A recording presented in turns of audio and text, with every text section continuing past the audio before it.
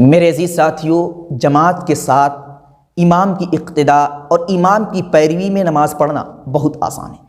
اس قدر سمپل ہے کہ ایک جاہل سے جاہل شخص جسے کچھ پڑھنا نہیں آتا، جسے کچھ یاد نہیں، وہ بھی آسانی کے ساتھ امام کی اقتداء اور پیروی میں اپنی نماز کو مکمل کر سکتا ہے۔ لیکن لوگوں نے اس کو دشوار بنا دیا ہے۔ لوگ یہ سمجھتے ہیں کہ ہم امام کی اقتداء اور پیروی میں نماز پڑھیں تو کس طریقے سے پڑھیں۔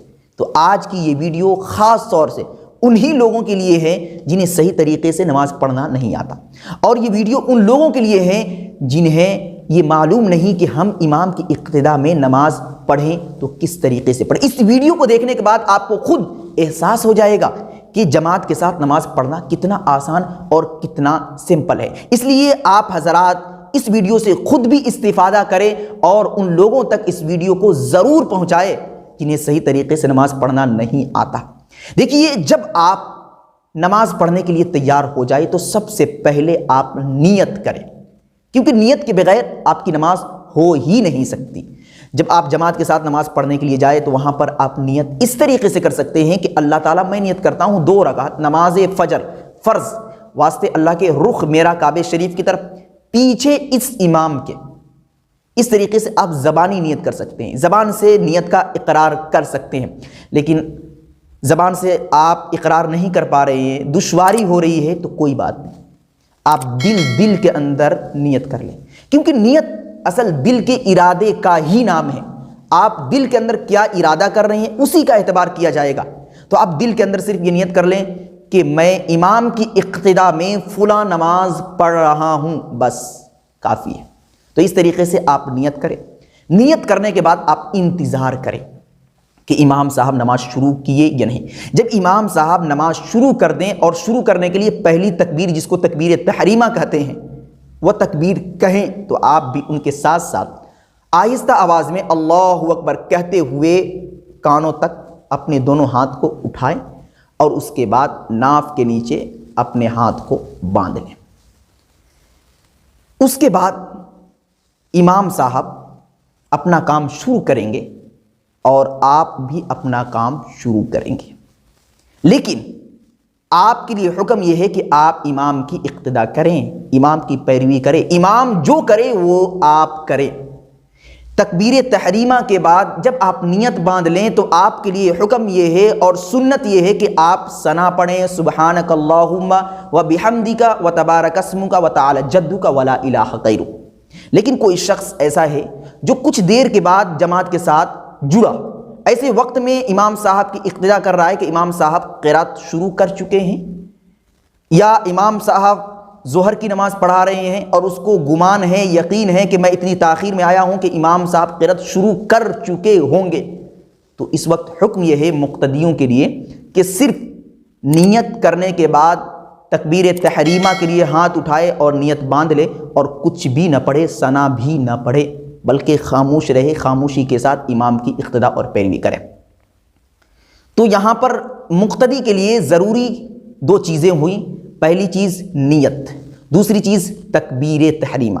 ثنا پڑھنا بھی ضروری نہیں ہے، اگر کسی کو ثنا یاد بھی نہیں تو اس کی نماز صحیح اور درست ہو جائے گی۔ اس کے بعد امام صاحب سورہ فاتحہ کی تلاوت کریں گے، اس کے ساتھ ایک سورت ملائیں گے، اور رکوع کے اندر جب امام صاحب جائیں گے تو آپ کو بھی آہستہ آواز میں اللہ اکبر کہتے ہوئے رکوع میں جانا ہے۔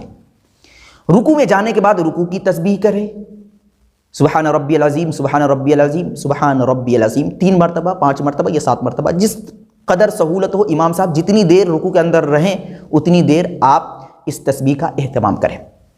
پھر جب امام صاحب رکوع سے کھڑے ہونے کی تکبیر کہیں گے تو آپ بھی امام صاحب کے ساتھ ساتھ یا امام صاحب کے کچھ دیر بعد رکوع سے کھڑے ہوں گے، یہ کہتے ہوئے ربنا لک الحمد یا ربنا ولک الحمد۔ یہاں پر سمیع اللہ لمن حمدہ کہنے کا حکم آپ کو نہیں ہے، بلکہ یہاں پر آپ امام صاحب کو فالو کرتے ہوئے ربنا ولک الحمد کہیں گے۔ اس طریقے سے رکوع آپ مکمل کریں گے۔ پھر امام صاحب سجدے میں جانے کے لیے تکبیر کہیں گے تو آپ کو بھی امام صاحب کو فالو کرتے ہوئے اللہ اکبر آہستہ آواز میں کہتے ہوئے سجدے کے اندر چلے جانا ہے۔ پھر سجدے کی تسبیح کا اہتمام آپ کریں گے، سبحان ربی الاعلیٰ، سبحان ربی الاعلیٰ، سبحان ربی الاعلیٰ 3 مرتبہ، 5 مرتبہ یا 7 مرتبہ، جس قدر آپ کو سہولت ہو، جتنی دیر امام صاحب رکوع میں لگا رہے ہیں اتنی دیر آپ تسبیح کا اہتمام کر سکتے ہیں۔ تو یہاں پر ایک سجدہ مکمل کریں گے، پھر دوسرا سجدہ مکمل کریں گے، اس طریقے سے آپ کی 1 رکعت مکمل ہو گئی۔ پھر دوسری رکعت آپ اسی طریقے سے مکمل کریں گے۔ یہ تو 2 رکعت نماز آپ کی مکمل ہو گئی، یعنی فجر کی نماز کے اندر 2 رکعت ہے تو فجر کی نماز پڑھنے کا یہ طریقہ ہے۔ لیکن اگر کوئی 4 رکعت والی نماز ہے تو وہاں پر بھی آپ اسی طریقے سے نماز مکمل کریں گے۔ بس ایک بات 4 رکعت والی نماز میں جو آپ تک پہنچا دینا چاہتا ہوں وہ یہ کہ دوسری رکعت میں جب بیٹھتے ہیں، مثال کے طور پر ظہر کی نماز میں دوسری رکعت میں جب بیٹھتے ہیں تو اس کو بولتے ہیں قاعدہ اولا، اور قاعدہ اولا میں صرف اور صرف تشہد پڑھنے کی اجازت ہے۔ تو آپ کے لیے حکم یہ ہے کہ آپ بھی جب تشہد میں بیٹھے تو التحیات کا ورد کریں، التحیات پڑھیں۔ آپ اگر التحیات پڑھ رہے ہیں، آپ کی تحیات مکمل نہیں ہوئی، آپ کی زبان آہستہ آہستہ چلتی ہے، امام صاحب کی زبان تیز چلتی ہے، امام صاحب جلدی سے تحیات مکمل کر کے تیسری رکعت کے لیے کھڑے ہو گئے، تو آپ امام صاحب کو یہاں پر فالو نہ کریں، بلکہ آپ پہلے التحیات کو مکمل کریں۔ التحیات کو جب مکمل کر لیں اس کے بعد آپ تیسری رکعت کے لیے کھڑے ہوں گے۔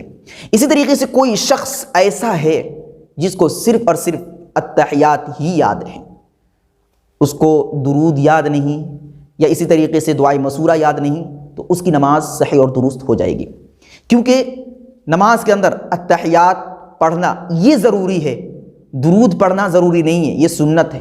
دعائے مسورہ پڑھنا یہ ضروری نہیں ہے، یہ سنت ہے۔ اگر آپ کو درود یاد نہیں ہے جو درود ابراہیمی ہے تو اس کی جگہ پر کوئی دوسرے درود بھی پڑھ سکتے ہیں۔ ایک چھوٹا سا درود ہے، اللہم صلی علی محمد النبی الامی وعلی آلہ وسلم تسلیما، اس درود کا بھی اہتمام کر سکتے ہیں۔ اسی طریقے سے اللہم صلی علی محمد یہ بھی پڑھ لیں تو اس سے بھی درود کی فضیلت اور درود کی جو روحانیت ہے وہ آپ کو مل جائے گی۔